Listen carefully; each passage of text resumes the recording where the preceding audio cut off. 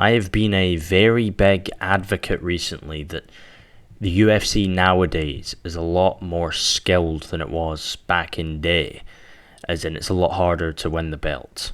That's why you never really see any fighters defending the belt 4 or 5 times nowadays. So what I'm going to do is I'm going to pitch today's champions in 2026 and put them up against the champions of 2020. I'm going to start off with a very, very easy choice, and that is Joshua Van against Davison Figueiredo, and I think Joshua Van will beat him. And I know what you're all going to say, Davison Figueiredo has a really good chin, he's got some good grappling. Joshua Van is probably one of the most well-rounded fighters in the flyweight division. I think his grappling is very underrated, his takedown defense especially. He had Tyra's back, bro. I would take Josh Van to win that by unanimous decision. Featherweight is Alexander Volkanovski against Alexander Volkanovski.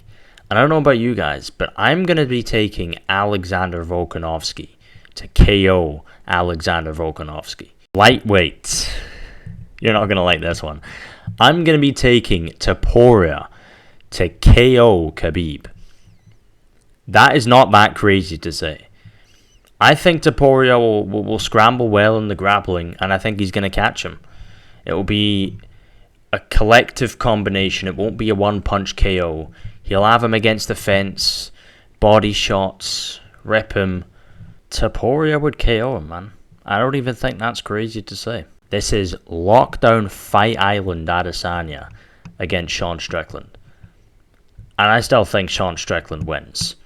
So let's not try and argue that. Izzy is so overrated. His resume is not that good, bro. Light heavyweight would be John Jones up against Carlos Ulberg. That is like putting up a hydrogen bomb against a coughing baby. Obviously, this is John Jones. And the final one, and I've left one of the most interesting ones for last, it seems. Stipe Miocic against Tom Aspinall. Stipe Miocic would beat Tom Aspinall. Especially Stipe in that second reign, when he was beating DC, boxing his brains out. Aspinall's got no chance, man. He doesn't have the 5-round cardio, trust me.